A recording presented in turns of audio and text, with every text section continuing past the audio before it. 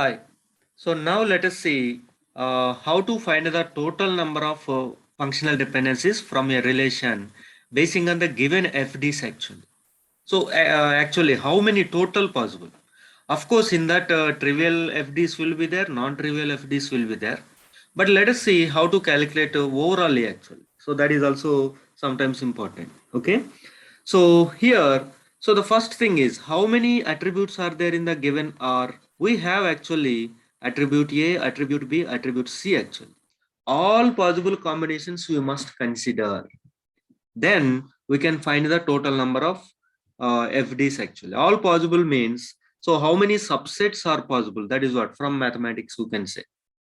So that is what power set actually. So here, first thing is nothing you selected. So no attribute you selected. So 5 closer we are finding.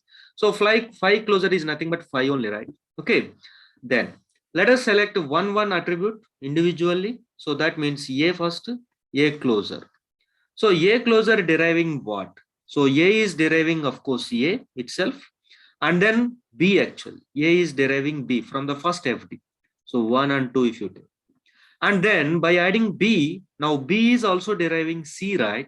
So by using second FD, you can add C also. So this is what entire table it is deriving. So fine, you can close it. Now let us go for the next single attribute, B closer. So in case of B closer, if you observe how many attributes it is deriving. So itself, first of all, and then B is deriving C actually. Yes. Then do you have A in the set? No. So this is what the final B closer set. Go for the C closer same way. Itself C first of all. And C is not exist in the LHS part anywhere. So that is why C is not deriving anything else except itself. So that is what C deriving C only. So this is what single attribute if you select. What if you select two attributes actually? That is what different combinations A, B closer. So in this case, you can see A you can add individually, B itself you can add first of all attributes, and A is deriving B, that is already covered. B is deriving C, so that you can add actually. So that's it. Next combination, for example, A C closer. See, A is there, A part of this entire closure actually. A, whatever deriving, everything definitely will exist. So every time you no need to go here. What A is deriving here, what C is deriving here, you just combine them actually. That is what the automatically the result also. So that is what A deriving A, B, C. That's it. Even if you work from this also, you will get same thing. Is it? So that is what. Now let us see BC closer. In case of BC closer, these two you just combine actually. Even that also you can observe. B you can add individually, C you can add individually. So that itself is deriving actually. So this is what another possibility. And one more thing, that is all three attributes if you select A, B, C closer. Of course, all attributes in the table we selected for closer, and all attributes itself, first of all, they will derive, right? So ABC you can write down. So what is the use of selecting all these things actually? So that is what total number of FDs we have to derive. So that part let us try to understand clearly. So what we are doing is here, for example, ABC, if I take this part, if I take, how many it is deriving actually?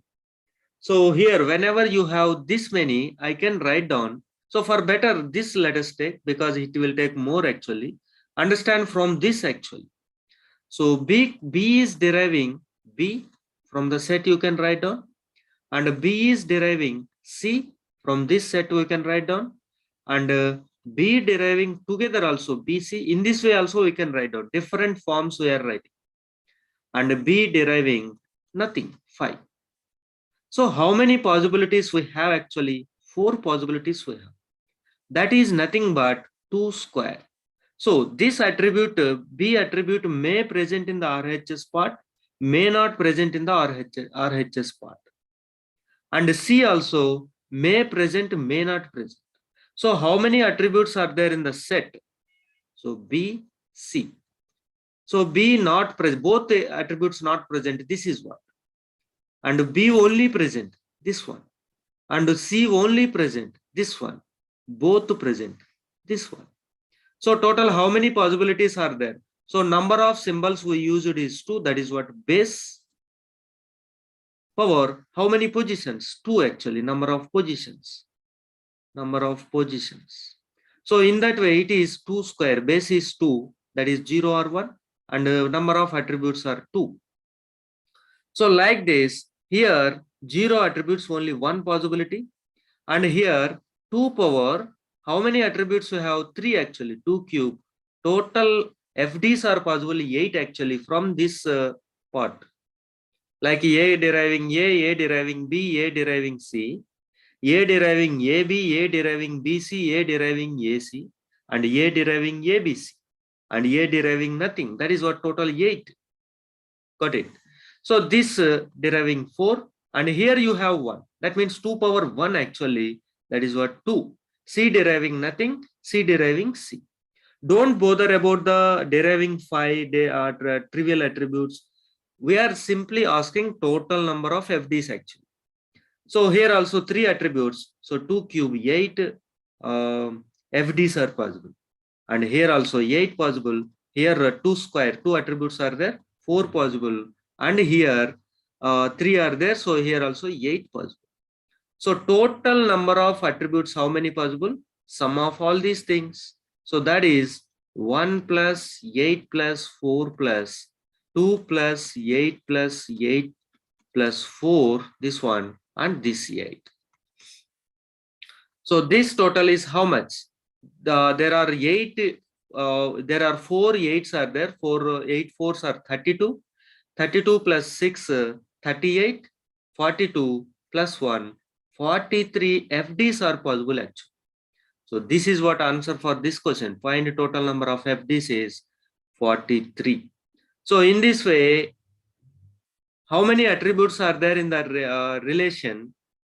Take the all possible combinations, okay, and find them individually, and like this, how many attributes you are getting in the set, that is what 2 power actually. Number of attributes in the set is in the power, then automatically how many FDs are possible by using that particular closure you will get, and then individually everything is you sum it, that is what overall possible FDs by using this given FD section. If this is changed, then this number is also going to change. That is what you have to inference understanding from this overall discussion. Okay.